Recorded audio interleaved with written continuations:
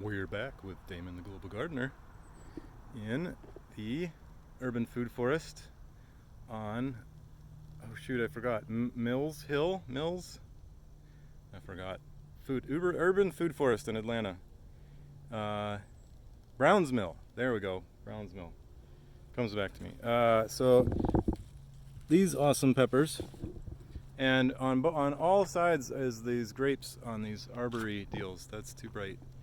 And shade cloth because we're in November here, but you can see back there too also grapes. Here we got carrots in bed 16. Dieciséis. More peppers of various kinds. Looks like jalapenos and more peppers. Some are turning color still, even in November in Atlanta. What are we, like 5 miles outside of Atlanta? Easy to get to on public transportation, I said in the last video. There's the signs that say cowpeas. It looks like they're switching over to alliums, maybe some onions here, garlic, in these 32 and 39 numbered beds. I see some habitat up here. I read about that this is not just a food forest in a food desert. Apparently the USDA has guidelines for what is a food desert, but there's very few grocery stores in this area, in this neighborhood particularly. To go like 20 minutes on public transportation to get to a decent grocery store that has like vegetables. They all have it's like convenience stores with convenience processed garbage is about all you can get around here, except for this area. So because of this food forest, they harvest and feed a lot of people through it. But this appears to be bat boxes because at the bottom, let's see if we can get up closer. I'm gonna climb up on this raised bed and try to show you see the bottom there? It's got some screen on it. Can I zoom? That's about, I think that's all I can zoom. Screen so the little bat little feet can climb up on that, hang on to that, and then they can climb up in there. And there's one on the back side too. And I wonder if it's too exposed or hot for them. That seems pretty baking. Usually we think of them in caves and whatnot. So they might appreciate some shade. And I don't see any guano raining out of there, so I would assume it's a wonderful kind of placement because they do eat like 1,000 mosquitoes a night. Hello, habitat placement idea in the middle of the garden, and this is just a pole. This isn't actually a power pole. So the pole might have been either leftover. Yeah, it looks leftover. I was going to say it might be installed just for this purpose, which would be cool too, but a lot of work. But I can see that it's been here a long time because there's like dead tree roots right next to it. So they're just utilizing what's there instead of like taking it down. They're using it. But my estimation is it needs more of a shade canopy over it. So my unrequested advice is thusly just looking at different things here, including this grape calling my name. Oh my god, that's good. Late season grape. It's like the last one on there. Lots of seeds. Oh wow, that's very refreshing. Pretty hot today. It's in the high 70s, which is nice. I just left New York City, where I landscape during the growing season. Mostly, I go other places too, but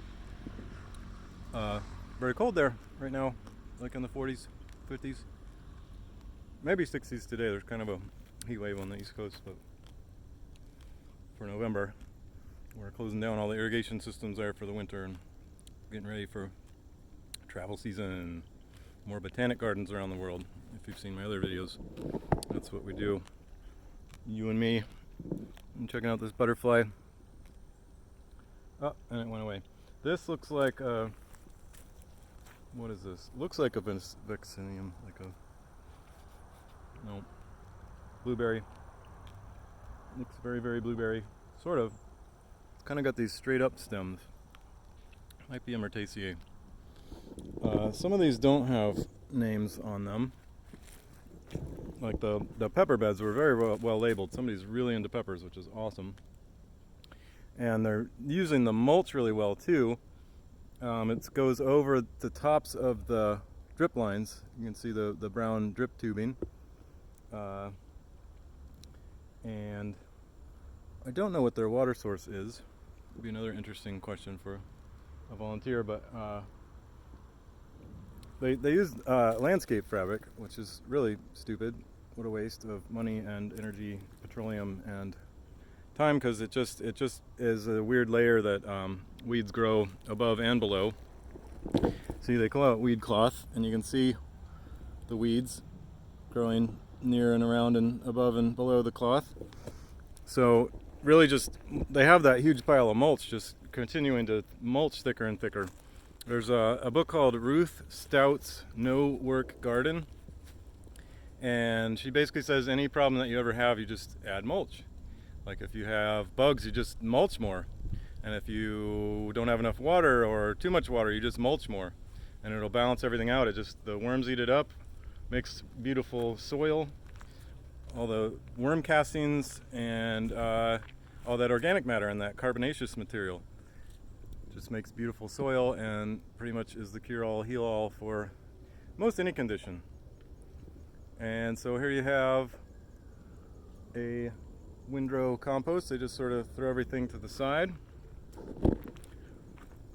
All the leaf trimmings and weedings and just any organic matter they're moving around comes into this pile, and probably gets turned, maybe gets some soil thrown on it, hopefully gets a little bit of water. It looks a little dry.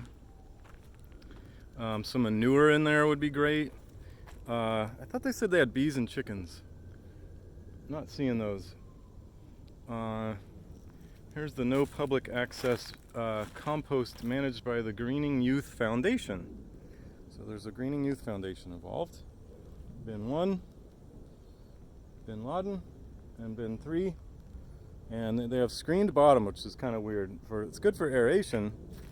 And then apparently these boards can fit across in the slots to, here we go, to hold the compost in.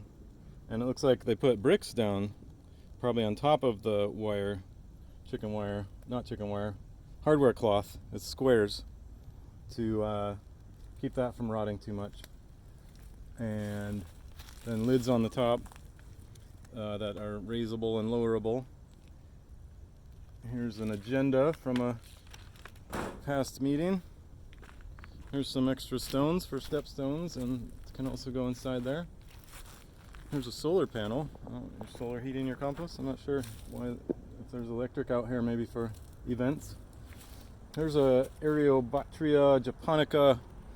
Is a loquat, delicious unknown fruit that you can't find in stores, kind of like pawpaws, the Native American fruit that is like, it's a mango, really. It's the flavor, banana mango. Freaking delicious. I made a video about that, so check that one out. Pawpaw, P-A-W. Tool shed. Always good to keep the good tools under wraps so people don't just come in and break them. So that you have enough for concentrated work parties, because you want to make maximum use of any labor coming through. What do we got here? More blackberries. Here's the bees. I see beehives back in there. Oh yeah. Maybe there's more spread throughout. There is a path going through here. I kind of want to run through that, but I'll probably do that on my own and then bring you back so that we're not just wandering aimlessly, that we can actually point to specific things. Here's a nice shaded area with some logs for seats and nice lush. It's actually moist and cool in here, which is a great place for nanners. I wonder if they know the variety of this nanner. I don't see a sign and I don't see fruit, but the sound in here is pretty cool. It echoes back to me with the leaves. Nanners in Atlanta. Here's American persimmon. Whoa! Tighten that. Okay. American persimmon, Diospyros virginiana. Large native fruit tree growing 35 to 60 feet tall. Fruit are 1.5 inch wide and high in vitamin A, B, C, potassium, manganese.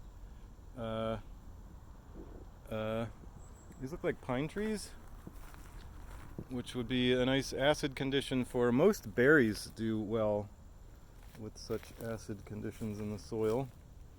I am not seeing the poor tree other than this twig with a label on it. Yep, American persimmon. Well, the best planted plans of that mice probably ate. Anyway, more alliums, onion beds here, just with these branches just to demarcate the area that this is a planted bed. Oh, interesting. There's strawberries in between the, can you see them? In between the onions. It's not a very densely planted, it's not like a square foot gardener type of deal, but there are lots of strawberry plants in between the onion plants. And if you do companion planting, these are all good things to try. I would think that putting some subclovers in there would be another good one to add to this. Guild is the permaculture word for collections of plants that grow well together. And I'm just thinking of any legumes that would not compete for height, but would put their nitrogenous activity, the nitrobacter, on the root nodules. That would be a great addition to that growing bed to boost the nitrogen. All right, so there's second video. We're gonna reconvene in another video, and I will see you there, food forester.